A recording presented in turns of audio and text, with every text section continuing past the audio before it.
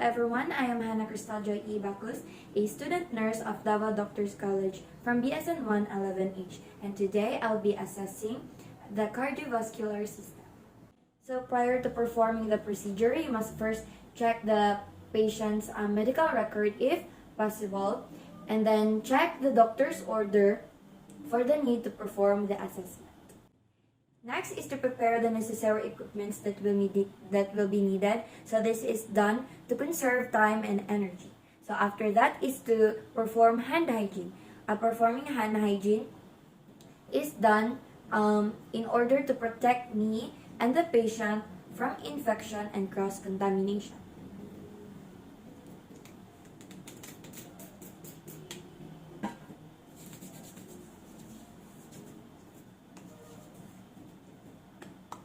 Next is to introduce myself and verify the client's identity, and also ask how the patient would like to be called to establish rapport.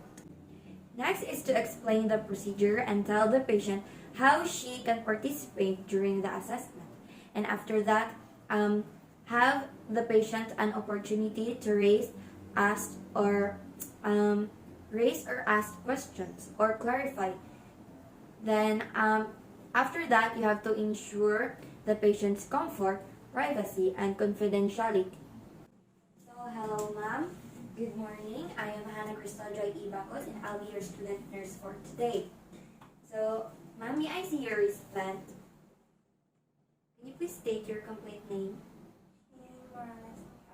And your birthday?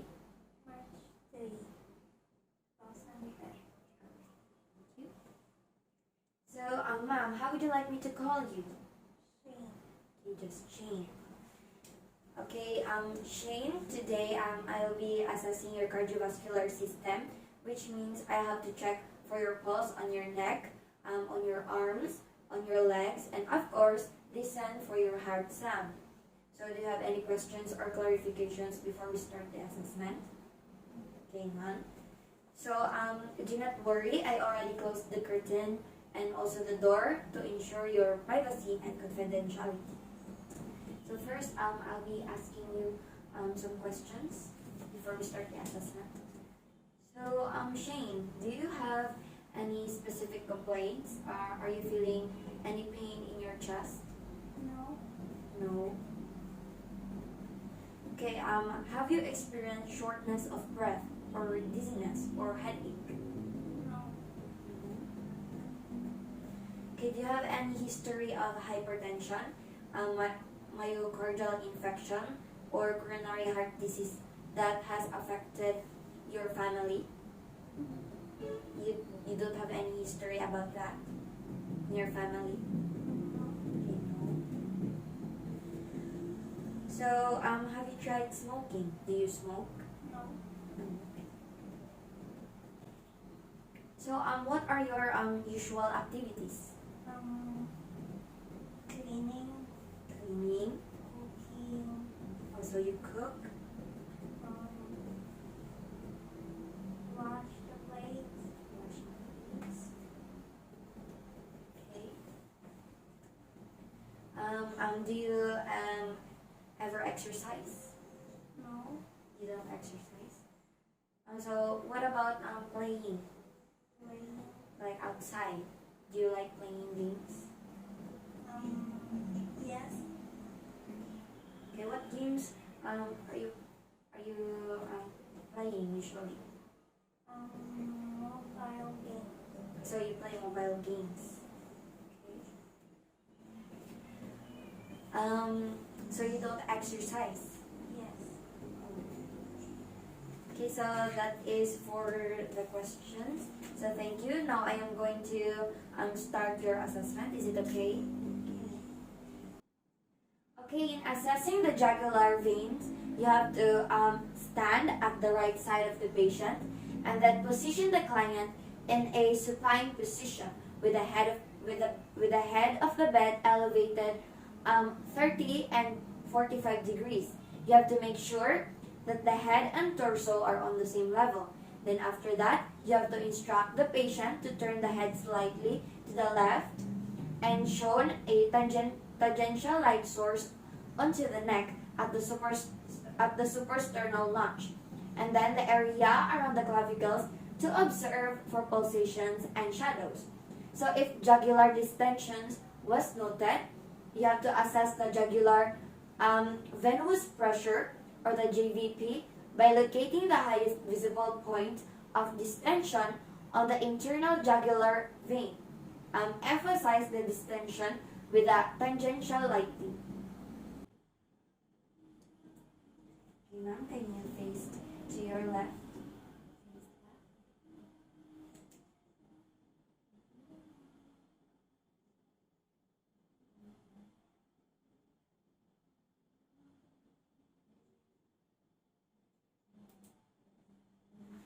Okay, as deemed necessary, you have to raise or lower the head of the bed 30, 45, 60, and 90 degrees. So until the highest visible point of distension of the internal jugular vein was observed. So measure the vertical distance in centimeters above the sternal angle by extending a long rectangular object or card horizontally from this point and a centimeter ruler vertically from the sternal angle, making an exact right angle. Then repeat the preceding steps on the other side. I am now going to measure.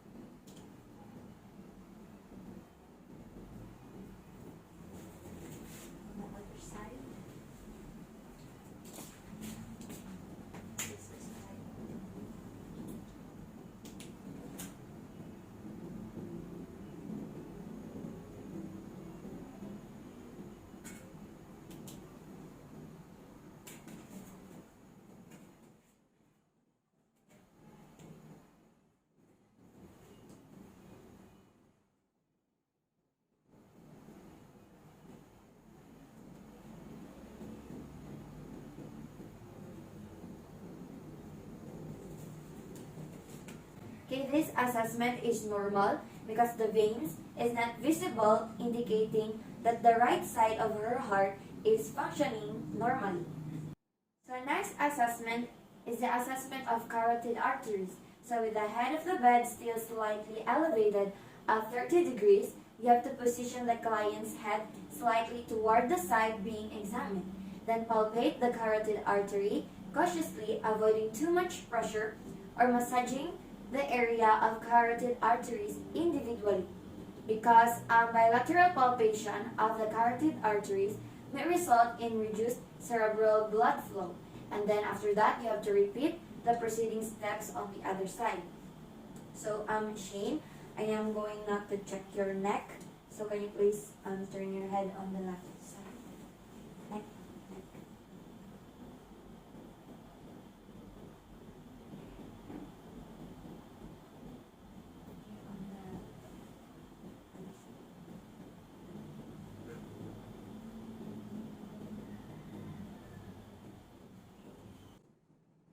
Next is to turn the client's head slightly away from the side being examined. So place the bell of the stethoscope. Over the carotid artery. Then ask the client to hold her breath for a moment. Then you have to auscultate the carotid artery and listen for a bruit. So if a bruit was heard, gently palpate the artery to determine the presence of a thrill. So, okay, now Shane, I am going to listen to carotid artery.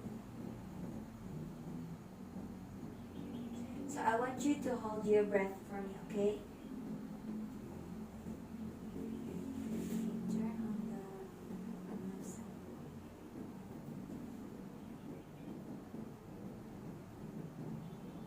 So hold your breath.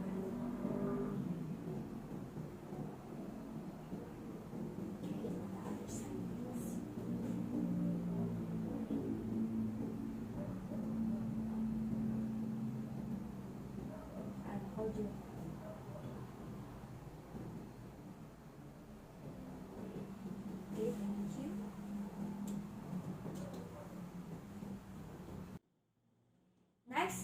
began with a general inspection of the chest wall.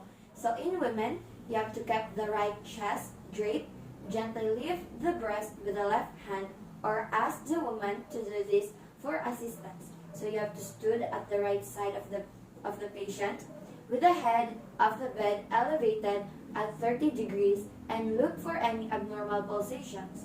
So shine a tangential light across the chest wall over the cardiac apex to make these movements more visible.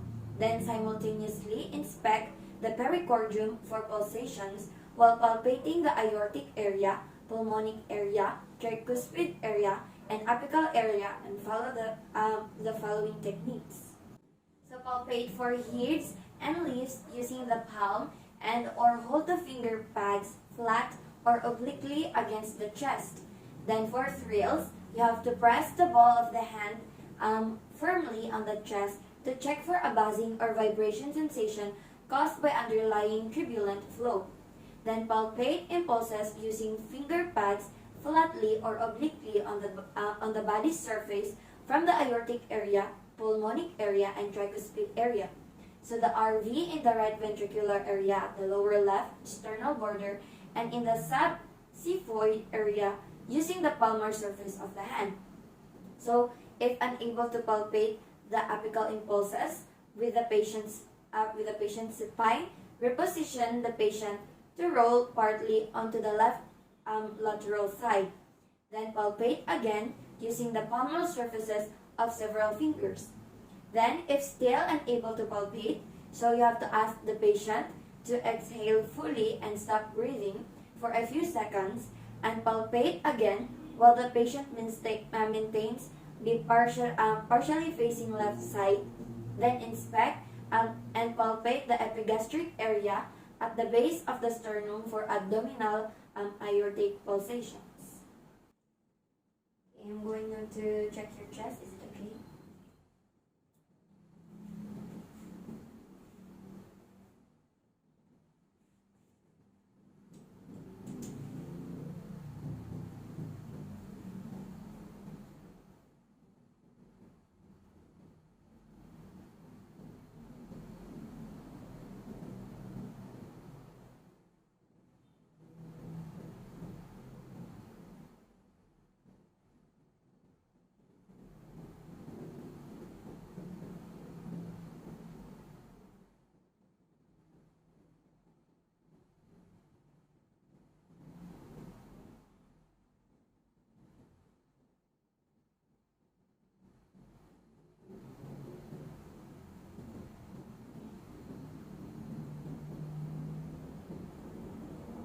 Can you please inhale deeply for me?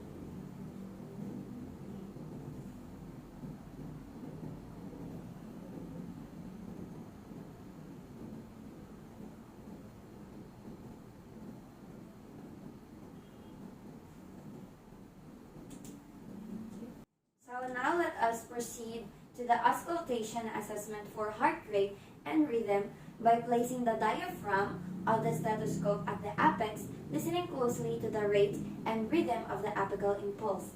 So count the heartbeat for a full minute. So if an irregular rhythm was detected, so you have to assess for a pulse rate deficit.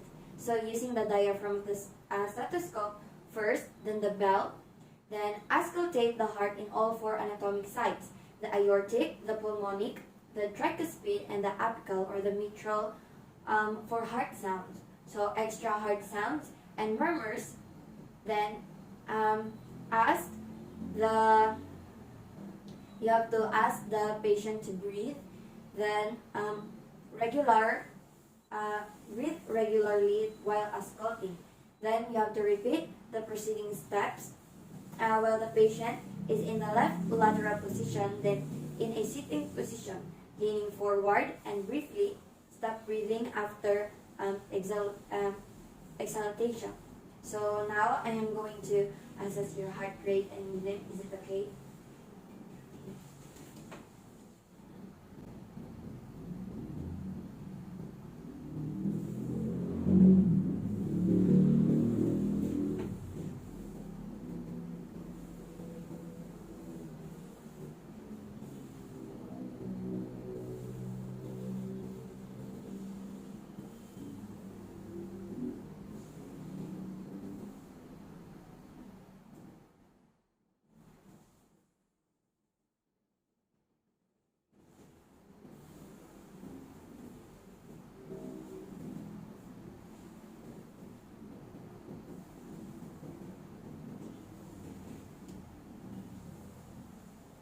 now, so let's proceed to assess the peripheral vascular system at the upper extremities.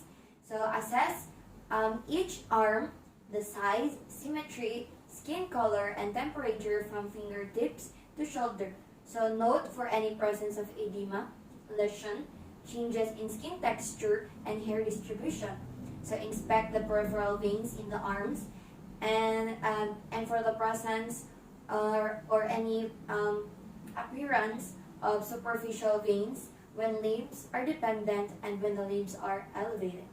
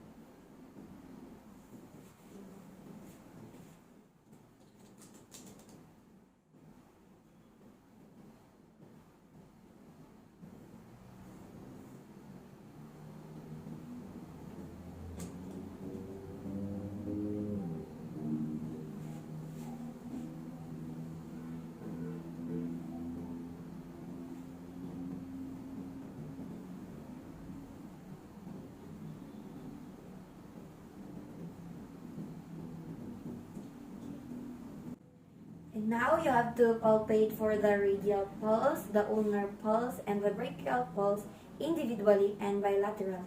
And also assess for capillary refill.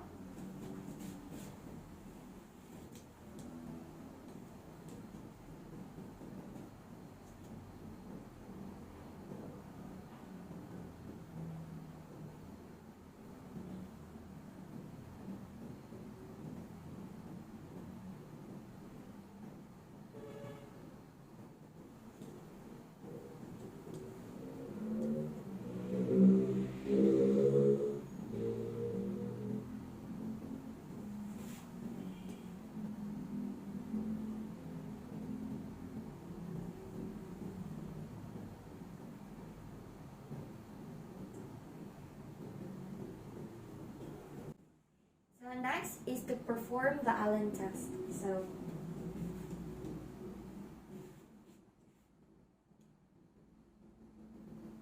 can you do a fist?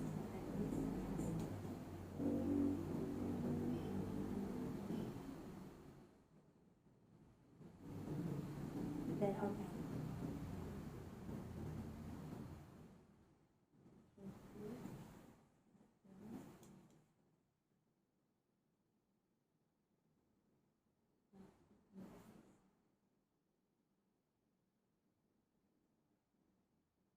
Now open your hands. Thank you. So examining the lower extremities. So in a supine position, you have to assess each leg for size, symmetry, skin color, and temperature from the groin to the toes. Note for any presence of lesion, changes in skin texture, and hair distribution.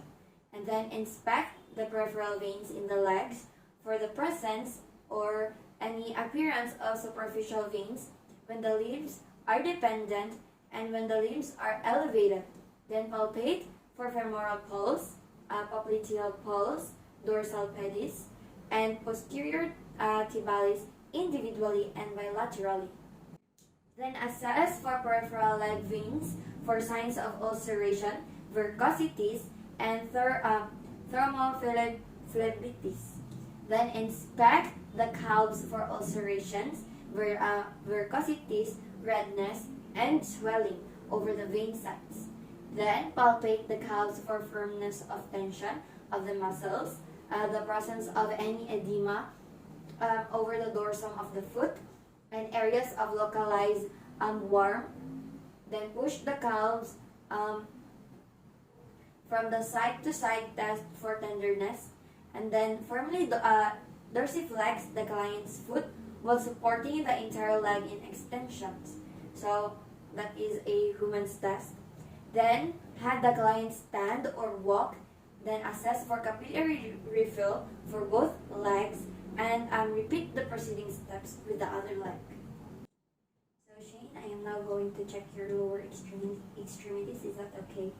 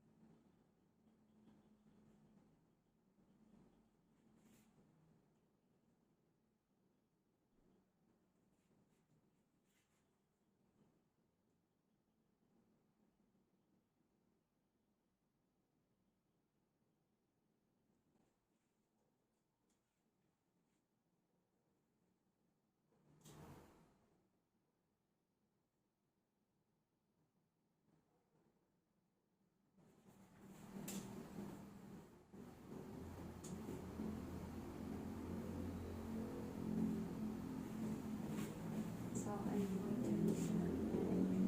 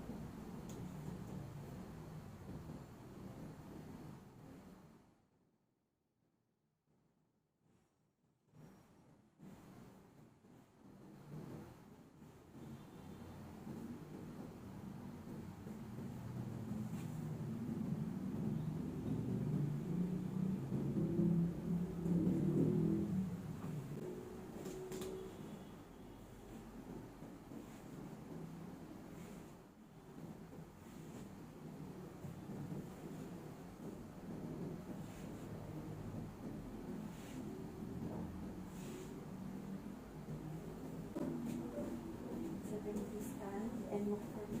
Stand. Then walk, please. Okay.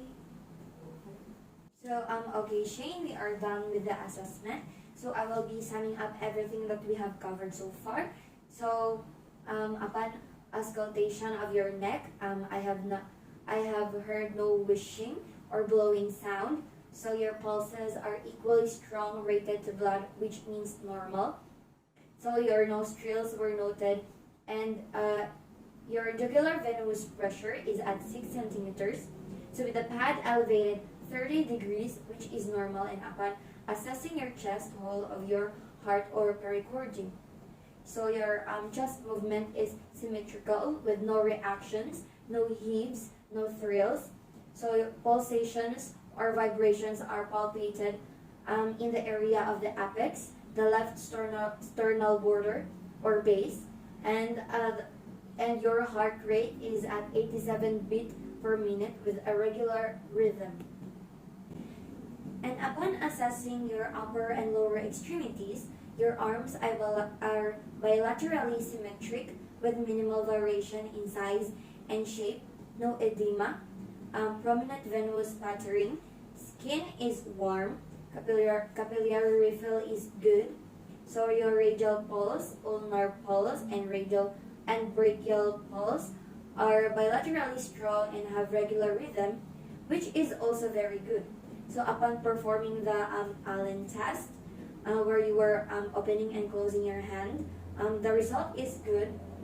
And upon examining your leg, your leg hair is evenly distributed.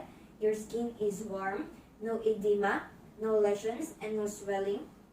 So atrophy, and for your popliteal pole, dorsal pedis, and posterior tibal pulses are all normal. So they are equally strong and has a regular rhythm.